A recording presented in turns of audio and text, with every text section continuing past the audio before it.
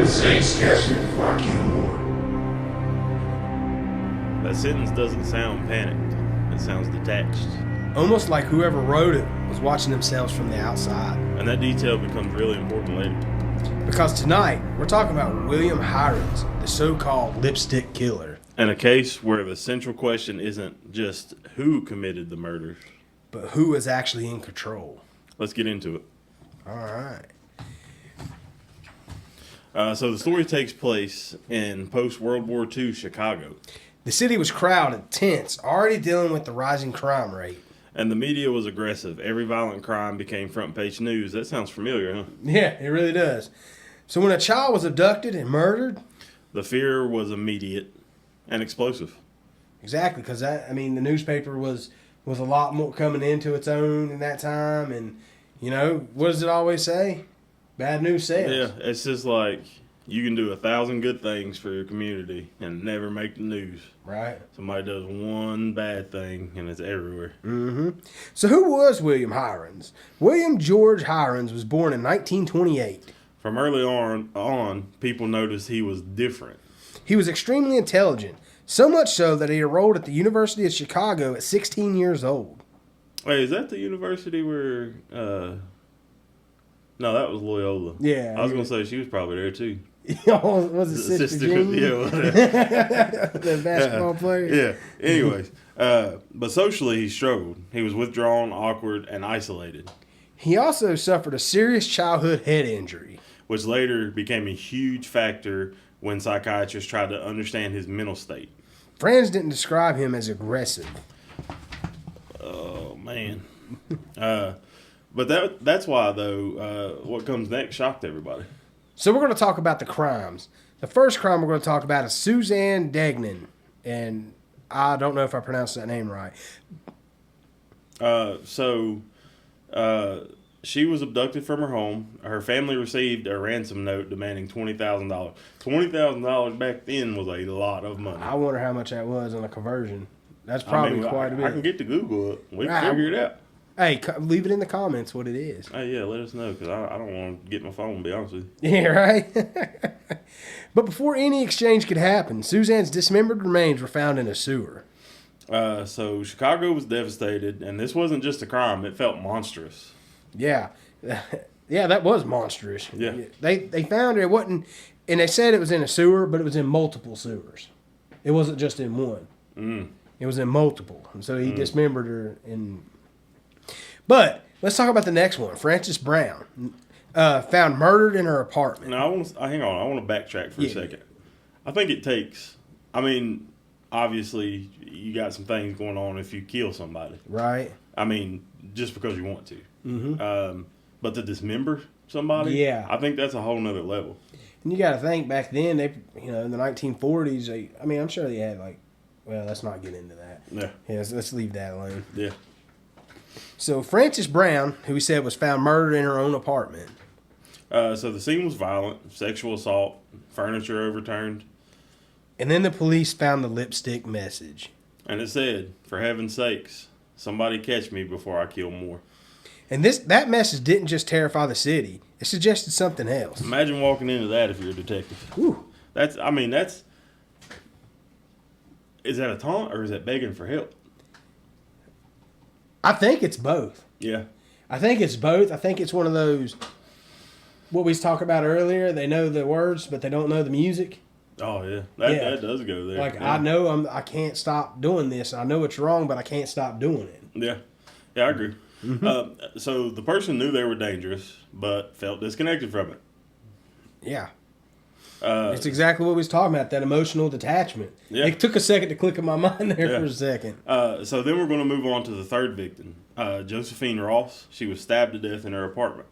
At this point, the police were convinced they were dealing with a serial killer. And they were under extreme pressure to stop it. Even today, what is it in California right now? They think that they have a serial killer? I think in Texas as well. Oh yeah, Texas. Yeah, we talked about. We're gonna revisit one of our older episodes. Yeah, because I think it's back. Yep. The killing fields. But anyways, anytime that somebody even mentions it's a serial killer, it puts, I would imagine, 10 times more pressure on the police force Oh, to do yeah, something about it. Because everybody's scared to death. And everybody wants to looks for the police for answers, and when there's no answers coming in, it's the police's fault. Yep. So the investigation. Police gathered fingerprints, handwriting samples, and tips from the public. So eventually they focused on William Heirens. He had prior arrests for burglary, but nothing violent. But once police looked onto him, everything narrowed fast. I feel like my bad. Oh, you're good. I feel like that's a theme because it's usually they have a previous record, but nothing that would indicate Exactly. being violent. Right. Yeah. Yeah, but especially during the interrogation, that's when everything started to narrow really quickly with him. Yeah. Let's see, the arrest and the confession. So Heirens was arrested in June of 1946, and what happened next is where the case takes a psychological turn. Heirens later said he was interrogated for hours without a lawyer. He claimed he was beaten, threatened, and deprived of sleep. Eventually, he confessed. But later he said that the confession wasn't real. Heirens would later say, "I would have confessed to anything just to stop the pain." And then he made a claim that stunned everyone. Now we're going to talk about Heirens said he didn't commit the murders. Instead, he blamed an alternate personality named George Merman. According to Heirens, George Merman was violent, cruel, and capable of murder. He described himself as passive and afraid of George. Now, I want to pause right there. Yeah. This is very real. This is a 100% real story. Yeah. And I mean this exact type of thing. Mm-hmm. People with this disorder often are afraid of their other personalities. Right. Because it's the complete opposite of them normally. Yeah. Have you ever watched that movie Split? No. It's a psychological thriller or horror movie, I guess. But honestly, I watch horror movies. They don't bother me. This one actually will mess with you because it's about a dude with multiple personalities, and I understand how real that is. Right. Like, that's what makes that movie scary. Was it like the butterfly effect, kind of similar to that? Yeah, something like that? yeah. Yep. Go ahead. He described himself as passive and afraid of George. We just said that. I'm sorry. He said he'd black out and later discovered what George had done. And today we'd associate this with dissociative identity disorder. But in the 1940s. Yeah, see, we're going back into when mental health wasn't a thing. Yeah, exactly. So that claim was dismissed almost immediately.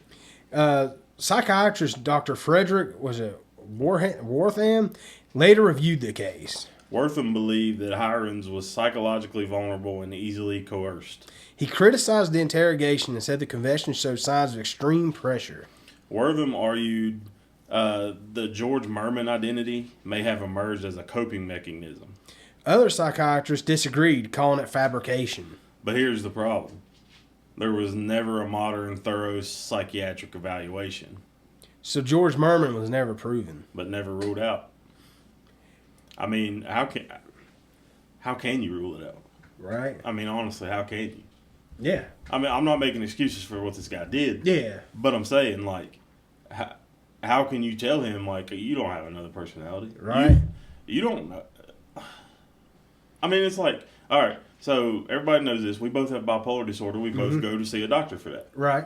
Mm-hmm. I mean, and with those kind of disorders, they ask you how you feel because they can't feel it for you. Right. You know what I'm saying? Well, yeah, 100%.